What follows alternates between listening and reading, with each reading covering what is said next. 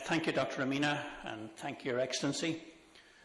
I'm very grateful to USAID and the NCC for having me back again to talk to you about an issue which I think is extremely important for your country. I'd like to thank Her Excellency for her opening remarks in relation to the strategy, all of which are very accurate and very true and have to find a reflection in the strategy that we're about to try and create. There's no issue that she mentioned which isn't important. And whenever I hear somebody saying we have huge potential that's not being exploited, I almost cry, because this is waste. There is no other word for it, and no country can afford waste. So we have to try and take care of getting these things moving as fast as possible. I suppose, to me, looking at it from your point of view, strategy is like somebody who's going to take a long journey. It's not going to finish very quickly. In fact, it's going to be for the rest of your life, really. And you're talking to somebody before you start the journey who's giving you very complicated directions. And you know that as soon as you proceed from home, you're probably going to have to ask for further directions, or to at least somebody who can consolidate that you're actually on course. And I suppose the role that I can play is that this is a journey which I've taken many, many times. It's easy for me to see the direction, but that's not the challenge, really. The challenge is to find the direction which can work here in Egypt, which can deal with your specialities. And this is where we need your input. And if we work together, I'm pretty confident that we can undertake that journey successfully. But, it's not going to come as one mind-blowing report. It's going to come by working steadily towards what we're going to outline for you. I would like to thank you all for the inputs you've given me so far in writing. All of them are reflected in the document as it stands. I don't think anybody made a comment that wasn't relevant or that couldn't be accommodated.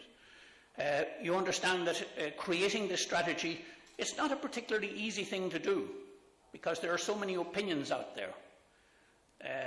My job is to make sure that the opinions reflect the information we're taking from the global world, that they don't lead you into cul-de-sacs or roads that lead nowhere, because the time isn't there, the money isn't there, the effort isn't there. We must make sure that you get full value for what you're going to do. The journey, as I say, is long, and the dynamics of tourism are going to make absolutely sure it's not a smooth journey. Anybody who works in tourism knows that challenges come in all directions.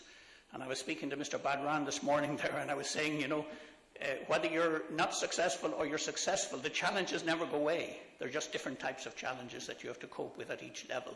So it's very important to get your head around those. And tourism requires constant responding to what's happening in the marketplace. You see in the slide that Ashraf put up, where he's showing that Egypt has actually lost ground in the competitiveness index. This means that while you weren't doing something, other countries were doing something and have pulled ahead of you. So we've got to correct that. The other thing I think I want to stress before I start is that strategy is not the answer to your problems. It's part of the answer. It directs you towards the answers. It points to where the answers are, and together we have to find those answers, and that's what the document essentially is about. Now, on the last occasion, because tourism is very complex and it's hard to get your head around all the aspects of it, and depending who you're talking to, they have a different angle on it, I suggested a number of ways for perhaps making it a little bit clearer to grasp the complexity of it. One, we talked about makers, drivers and accelerators. The things that make the market are not working properly. You're not really at the starting line yet. If the things which drive the market aren't working properly, you're not going to grow very fast. Then the accelerators are the advanced course. When you've got the other two working, you can't even think about them until you get. The WEF talks about fundamentals, efficiencies and enhancers. They're basically the same kind of things under different names. And then there's the 12 pillars of competitiveness, which I'm sure very dear to the hearts of the ENCC. So there's many different ways in which we can tell this story. What I'm trying to find is a way which makes sense to you, because, as Her Excellency said, all your energy has to be devoted towards what we agree. So today, I'm suggesting that we reduce the strategy to 12 words. You're not much on long speeches, so I'm going to keep it as short as possible. These 12 words, I think, to me, are the critical points, the critical leverage points that we have to agree on that are going to drive the strategy in the case of Egypt. These are the architectural pieces. So let's have a quick look at what they are. This is them. Commitment, doubling, invest, diversify, innovate, structure, partnership, distribute, inclusiveness, educate, quality, and integrate. By themselves, they're only 12 words. So let me put a little bit more meat on the picture.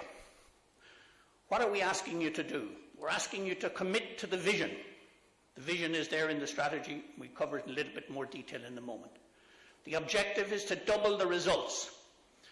I had a discussion this morning, like, are the results numbers or money? They're definitely money. Tourism is an economic activity. It's about extra money coming into the economy, into the local economy, into the national economy. So we're not always talking about numbers, but you need the numbers before you get the money, because you get the numbers nice and early in the year. They tell you how you're doing. You don't get the financial result until about a year afterwards if you're working even very efficiently. In terms of investment, I think it's important to invest to attract investment. It's not just the investment you're going to put in, it's how you're going to do this in a special way, which is going to encourage other people to co-invest with you. Diversity is something we all understand and have discussed before. The market must be widened so the net is bigger, and we must include more areas in that market, and we must include more target countries. And the selection of targets related to marketing is very important and will come from that information. You know my view, Egypt should be a leader. If you're going to lead, you have to innovate. You can't be doing the normal things. We've got to step out there and innovate. So we're going to talk about how innovation can infect the strategy. You've got to structure for results. Structures are extremely important because a lot of people are involved in tourism. Ministry of Civil Aviation, Ministry of the Environment, Ministry of the Interior, people who run the airports, the people who look after the infrastructure. As Her Excellency said, if the road from Cairo to Alexandria is not working, that's going to affect tourism. So there's a huge number of people involved. So on the chart in the strategy, I've given you a 5-layered structure which ties together everything that happens in tourism, from the cabinet down to the partnership between the industry and the trade at this level. That's very essential for a large country like Egypt. And I must also take care, and the strategy has taken care, of the point Her Excellency made that the power needs to be distributed. It's something that's only controlled from the centre is, frankly, in tourism not going to work, because all tourism is local when it's delivered, and the point of delivery is extremely important. On the other side of the slide there, you'll see partnership. There is no other way that you can exist in the tourism world without partnership. And partnership is not coordination, it's not anything like that. That's just extra meetings. Partnership is where people sit around, plan, invest, work together for agreed objectives. We have to distribute tourism because now we're looking at a new situation, and we've made suggestions in the strategy of having 5 destinations, which will help to distribute it and make it less Cairo-centric. But also below that, there are communities and there are other people that have to be reflected perhaps in later versions of this. We have to include communities. I'm sure Mr. Badran will be happy to hear me saying we have to educate leaders, managers and workers. It's good to get stuck into the workers. Everybody wants to do that, but you have to have managers and you have to have leaders as well. It's very important that they come up within the educational system, within the capacity. Because if you have capacity and you decide to do something, you can do it. If you don't have capacity and you have all the money in the world, you just go nowhere, because you don't have the capacity to actually drive through the actions that are needed. Last 2 are pretty obvious. You have to attain quality. There is no market in the world that you want coming to Egypt which is not looking for quality at whatever, whether it's 3-star to 5-star, people are talking about 7-star now. At each level, there are quality implications, and they have to be attained. Otherwise, really, you're not going to take care of the money aspect, you're not going to take care of the aspect of the tourism that's going to give the most benefit. And finally, and this is the most important word in the whole strategy, you've got to integrate. Because if you don't integrate, you're just in separate silos doing separate things which don't meet where they should meet. Integration is the single most important word in economics, even though it's not an economic word, and it's the single most important word in this strategy. So if I leave you with only one message at the end, it must be partnership and integration. These are the two key elements. Everything else comes from those. Now, thanks to the generosity of the previous speakers, we're actually on time. So what I'm going to do now is just going to cover each of those words so that they remain with you, and it'll help you, I think, to give me feedback at the end, in the final session, as to what these mean, and are there meanings that you would like to see reflected in them that I haven't thought of. As I said, the strategy is designed to build on what exists in Egypt. It's not designed to throw out what you have and put something new in its place. That doesn't really work. You have to evolve towards this. You do want to get the 20 million visitors. We know that that's possible. We know that there's no problem. If proportionately you were getting the same number of visitors as they do in my country, you would have over 100 million. We get 1.5 times our population, and growing. Probably at the end of next year it'll be more like twice our population. We're a small country. There are extra problems when you get the number of visitors equal your population. So there's a lot of other management issues that we're not discussing here. So I'm saying is 20 million with your assets. I won't say it's nothing, but it's totally feasible. We're not talking, above what's going to be possible here. It's also important, I think, that we talk about best strategy. There's no point in building anything in 2013 that people did in 2010. The world is moving forward. We have to talk about doing things that are future-proofed, and that's a very important aspect.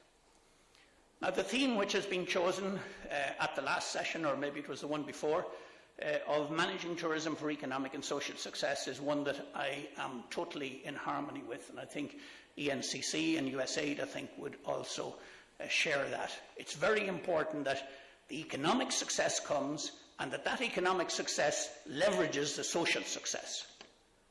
In my view, you never decouple these two things, because then you go down a road which I don't think any country wants to go down in the 21st century. So it's very important to identify the links and mechanisms that bring these benefits down to the community level. They don't happen by accident. Nothing happens by accident. So we've got to plan those into the action plan, which will follow the strategy once we're agreed that's the right direction to go. Now, it's not often in a strategy I make statements which I'd love somebody to debate this with me. The only viable market-led strategy for Egypt to reach its ambition lies in being a major, diversified, multi-destination country that is regionally differentiated and globally competitive, with the capabilities and global reach to be effective in its marketing effort, and the airlift capacity and connectivity from the major global market hubs through to the 5 internal destinations. There's not one word in that I could leave out. Each of those is critical to getting where you want to go. If anybody sees something there, please tell me, because I don't usually make definitive statements in strategies. I leave them a little bit looser until we've had a good discussion. But that's one I made in the early version because I believe it to be absolutely fundamentally true.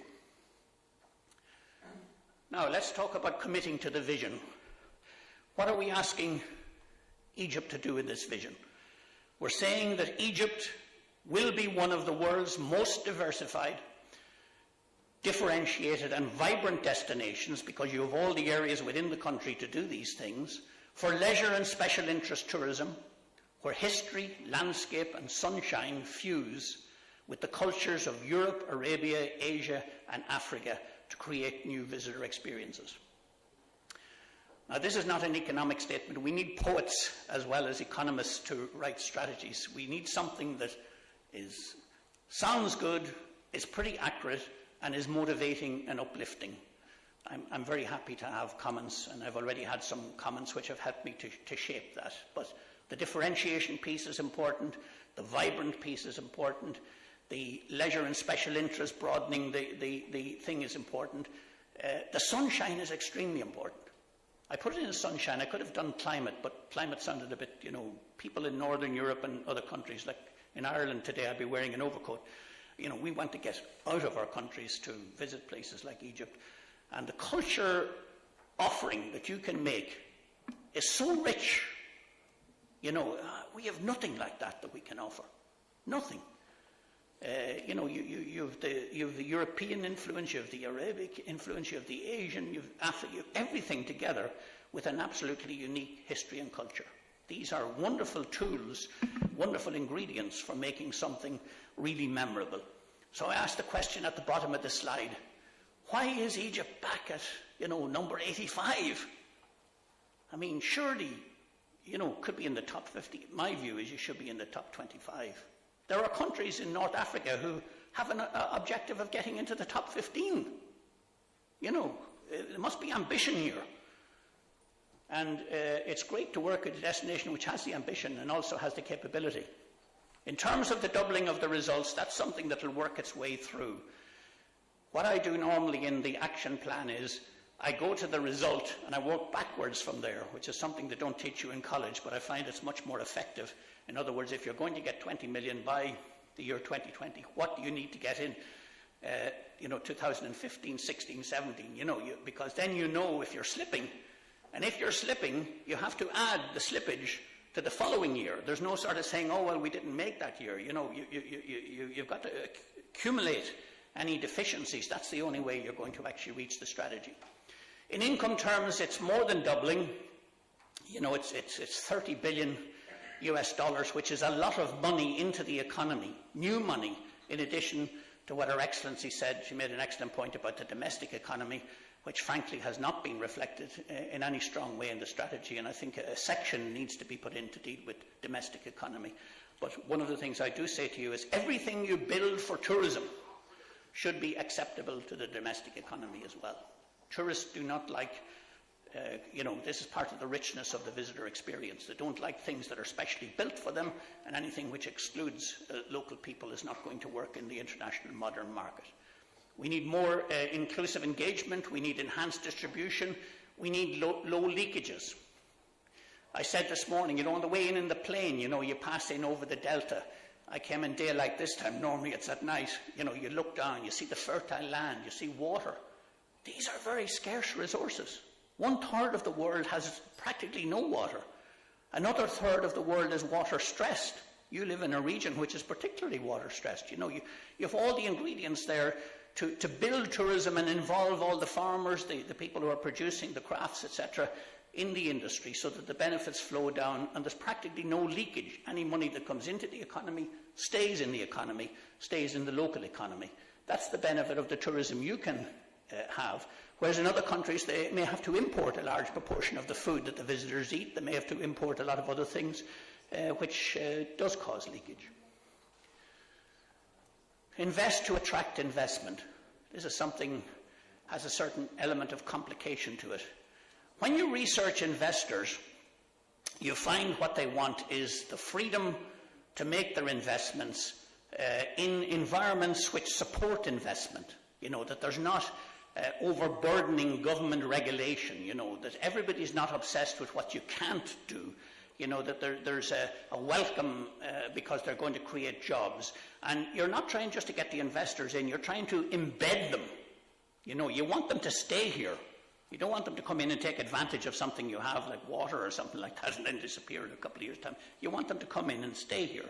So you have to design the investment environment in a way which supports investment and where somebody looks at it from the investor's point of view. The local investment by the TDA or by whoever can make this happen, and I know that there are plans there because we've spoken to the TDA at length, and this is going to be very important in the Mediterranean coastal area, because here you have a coast which is relatively unexploited, as Her Excellency said. There's a huge opportunity to do it right and not to repeat some of the errors that have been made on the other side of the Mediterranean in southern Europe. You can learn a lot there. You must have investment-ready sites. This is one of the main areas that people fall down in.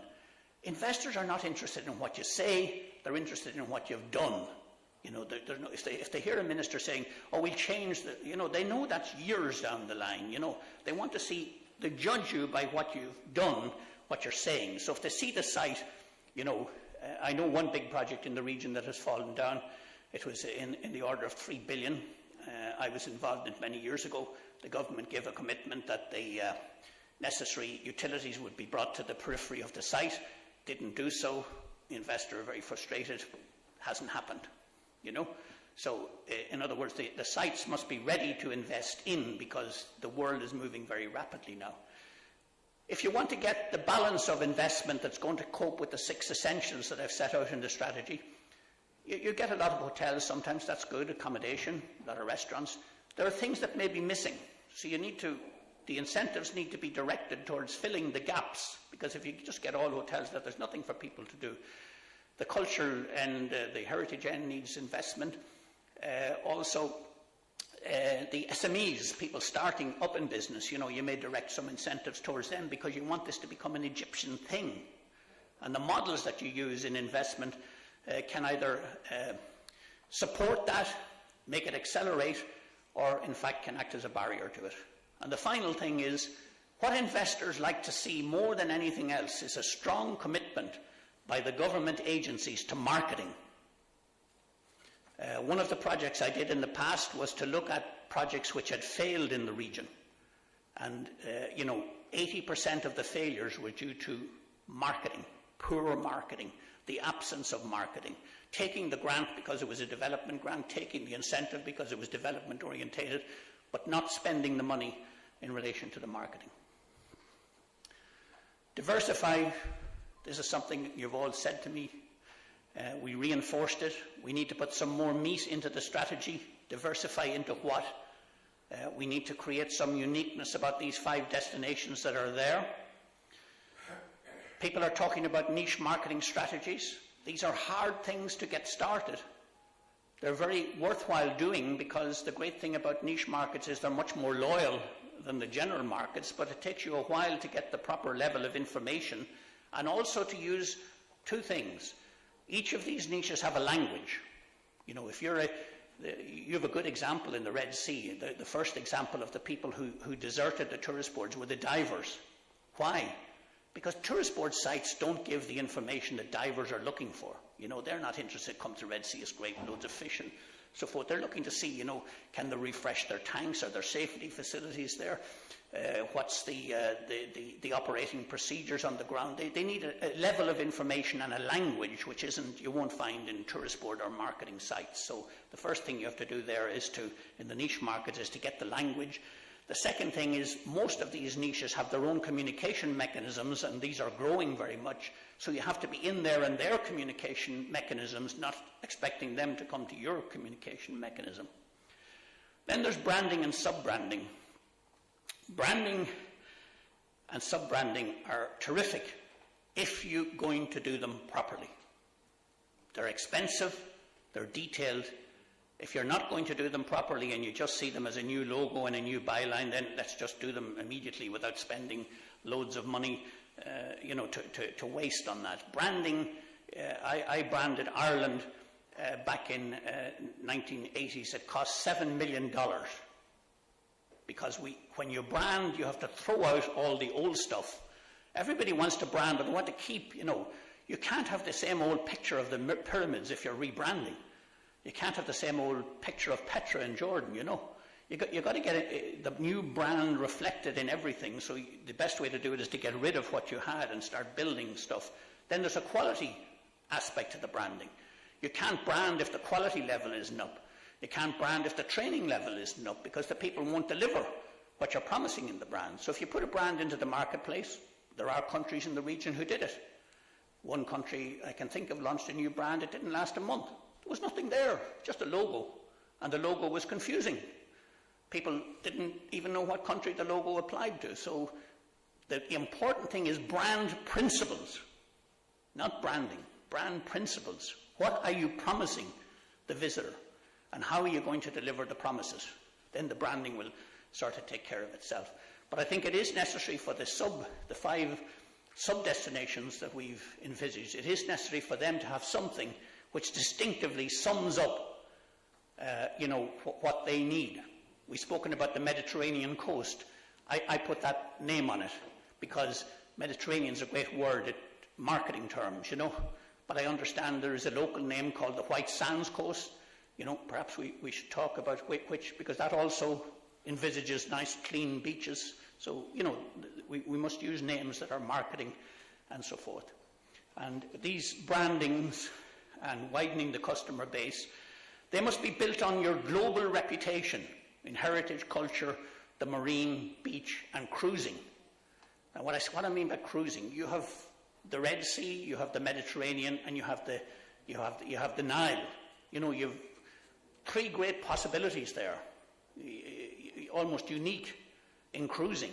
But there's a lot of work to be done on the Nile cruising and on the entry point off the Mediterranean into Alexandria. Because here you have the port of Alexandria, which has been standing with its arms wide open to the rest of the world for thousands of years. When people arrive, there's got to be a product that leads them in to engage, because the mental, we're going to Alexandria, everyone thinks Egypt, heritage, culture. Then when they arrive, does it live up to the expectation? There's a gap there. We have to fill those gaps. Innovate to lead. This is something I'm going to be very tough on you about, and I have to be. Here you have the world's greatest human construction, the pyramids, which is one of the worst visits in the world from a visitor's point of view. This is beyond waste. Nobody has anything like it. It's unique. It's an icon. And the thing that hits the intelligent visitor is, God, if the icons are treated like that, what's it like down, like these things have to be rescued. And there are other countries that have rescued them. The local population must benefit from the heritage that Egypt has, but it must benefit from it in a way that doesn't destroy the asset. And the more intelligent the visitor and the richer the visitor, the more reaction there is to the hassle factor. You get out of the taxi at the pyramids, and from the minute you get out, you're attacked by various people who want to do, and the whole experience goes like that in what should be the world's greatest visit. Nothing short of that. The heritage people, and I am a heritage person, have innovated. Interesting to see how it happens. In each of the 5 destinations, we have to work with you to find unique things that will differentiate them and that will be innovative, that will bring new products in.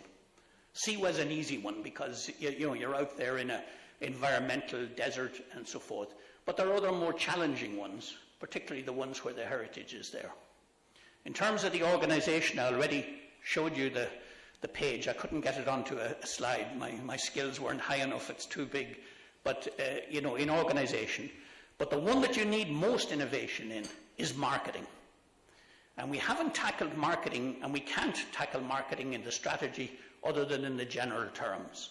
There has to be a follow-on from the strategy which gets into the nuts and bolts of marketing, because this is one of the areas where Egypt is falling down. I'm in touch with everything that happens in the world of tourism globally, and I'm not seeing the voice of Egypt as strong as I should be seeing the voice of Egypt. And when I do see it, it's confused. People are not certain whether the welcome that used to be here is here. They're not certain of these issues, and therefore, it's not that they're not coming. It is that they're not coming. It's not that they don't want to come. They're postponing. They're saying not until it's clearer. So the sooner clarity can come there, the better. Now that's the page I've been showing you that I couldn't get onto the slide. So have a look at that on page 32, I think it is, of the actual strategy itself. Now you have 2 great organisations, the Egyptian Tourism Authority and the Tourism Development Authority. When I was doing the strategy, I'm in a hurry. and I think you're in a kind of a hurry as well. So I suggested two options for each of these. One is, I call it the evolution option, which is slower but can be done, and it matches more with the strategy that you already have. And the other is to leap forward, because I do believe you need to leap forward. So what do the two look like? If you take the ETA first, we're getting to the stage that the marketing science is becoming so complex that no one body can incorporate all the things that are needed to effectively globally market.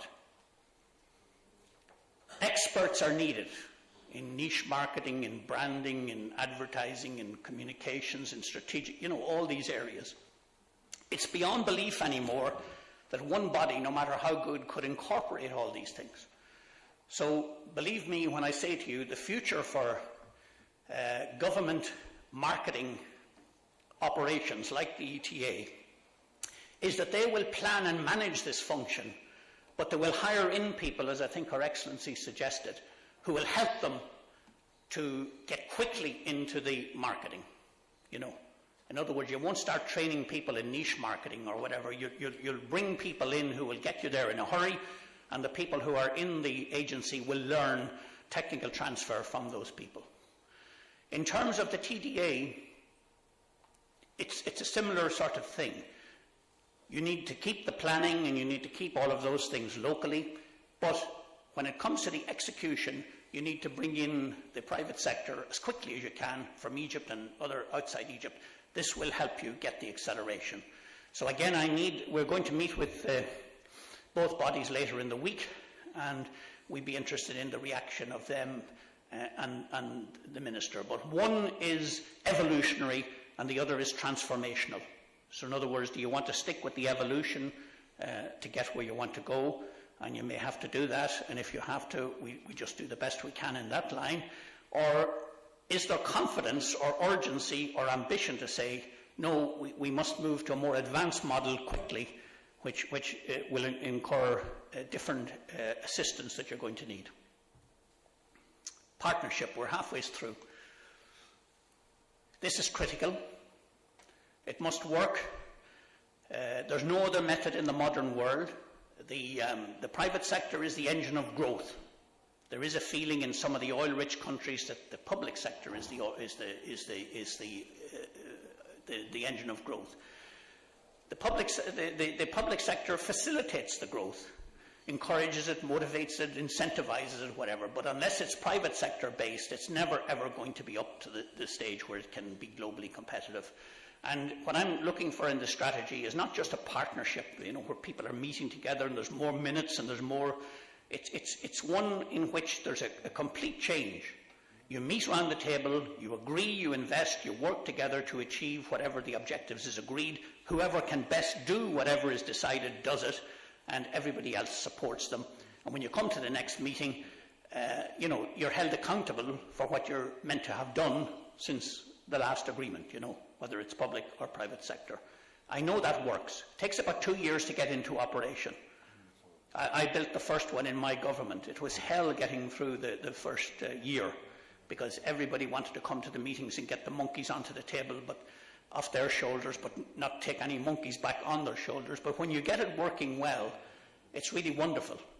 And we put people from the industry in charge of different markets. A person from outside the ministry was actually making the decision about what we would do as a country in Germany or in France or in UK. They made mistakes, and we let them make the mistakes, because then the industry turned on them, their industry members. But we also give them training and capacity building, because one thing the private sector is good at, looking after itself, the public sector tries to be good at looking after everybody. So we have to get a kind of a happy position between the two, where the private sector are more generous and realise the responsibility is to help, ultimately, your country.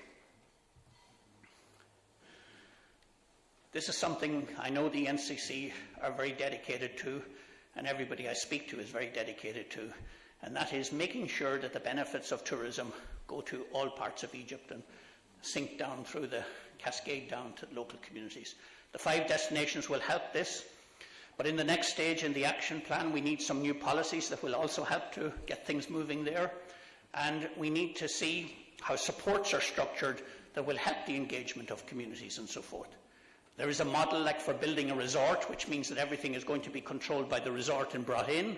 And there is a model for building a resort where lots of things the resort needs are supplied by the local community or by local suppliers. You know, you reflect that in the policy and then you bring in the actions to make it happen. Got to include communities. This is difficult. In some cases they're ready, in other cases they're not ready. Training is necessary. You know, engagement is not easy. Sometimes there'll be frustrations. But when communities become involved in tourism, the visitor experience becomes so much richer, so much more authentic. Now there's a word that tourists are crying out for globally, authentic.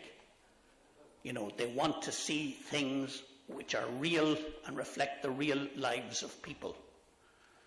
So some things that you may think are a terrible disadvantage, like the hustle and bustle of Cairo, to me, that's Cairo.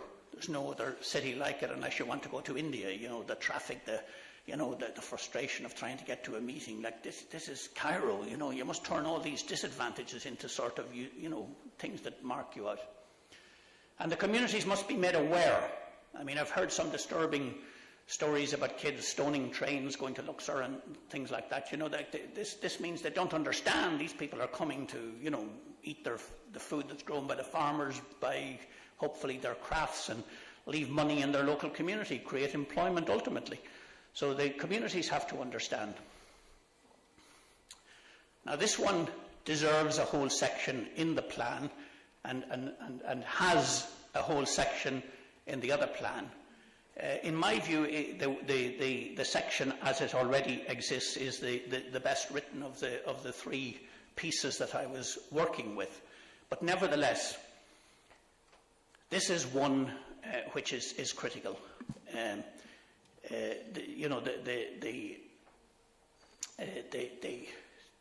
We've got to get that volume of the strategy that deals with training.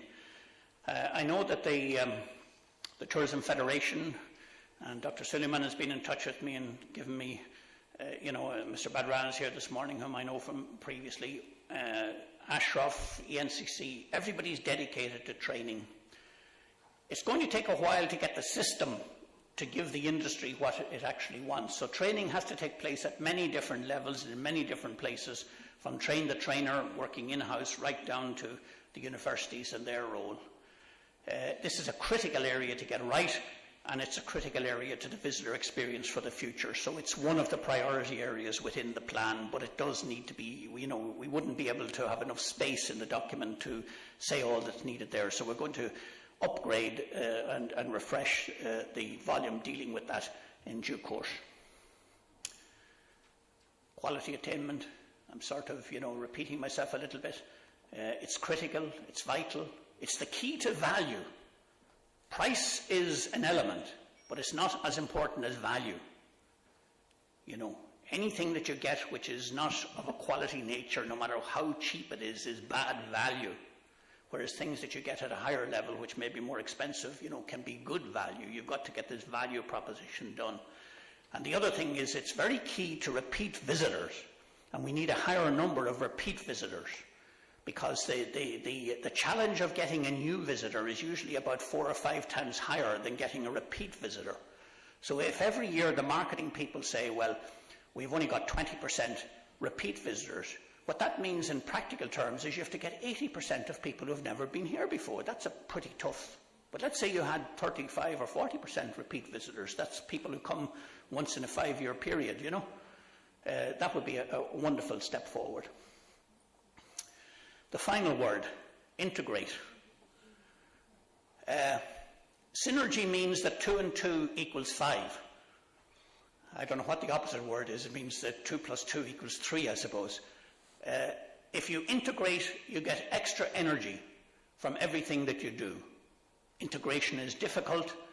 It's a considerable step up on coordination and all these other words that we might use, which are much softer. And for me, integration defines the winning approach to implementation, which is the vital thing, and the execution of what's in the strategy. You know, it gets from the theory of the thing to the actual execution of it at the front line in a way which is terrific. So we come back to that word again. Now, what would be the next steps? I mean, you know, would you plunge from where you are straight into what we're talking about? The answer is no, you wouldn't. You couldn't. It would be just disastrous. You have to work towards this. The first thing is to get the agreed national strategy. The next thing is to get the action plans, which are in 4 parts.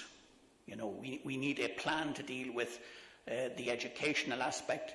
We need a plan to deal with the actions that are coming out of the strategy. We need a plan on the marketing side, which goes into terrific detail about where these new markets are and the niche markets and the diversification. And we need a short plan in relation to the structure, because the structures are one of the foundation elements. So there's more needed once we agree the national thing, and I hope that USAID and ENCC will continue to support you through this, because it's a complete job. Egypt's a big country, could be a global leader in tourism. There's no point in us suggesting that there's a shortcut mechanism here. There isn't. It's hard work, and every piece of the work counts. So what would you do if you had to plunge into it? There's only 3 ways of looking at this, to my mind. You get hold of what's there and you make it work as well as it possibly can. The next step is, when you're doing that, you must look and give priority to the things that are sustainable and let the things that are not sustainable fade away. So the first one is tactical. And I know that the Minister is very involved in tactical at the moment, because you have to get the numbers and you have to get the economy, the tourism economy, rising. The second one is where you're shifting from the tactical to the strategic. And then the third one is where you're developing and managing the sector for economic and social success. That's some way down the line. One of the things we have to decide at some stage or other is how far down the line is it? It's as far down the line as you can. You're going to determine and define that by the speed at which you can move in order to bring in the full whack of strategic change. But normally, from beginning to end, in most countries, you're talking about a 5-year period. If we can improve on that, great. The tools are in your hands to do it. So I end where I started. These are the words that we must discuss today. Each of those words is represented in the strategy in a certain way. Is it sufficiently strongly represented there? Have you any improvements that you want to see? Is there any other issues that you want brought in? Now, when the benefits are great in life, you always find that the challenges are even greater. So there is risk here, but the benefits of tourism are worth the challenge and they're worth the risk. We've discussed this before. I can say to you with utmost confidence, Egypt can be in tourism, whatever it wants to be, but Egypt has to decide. Thank you very much.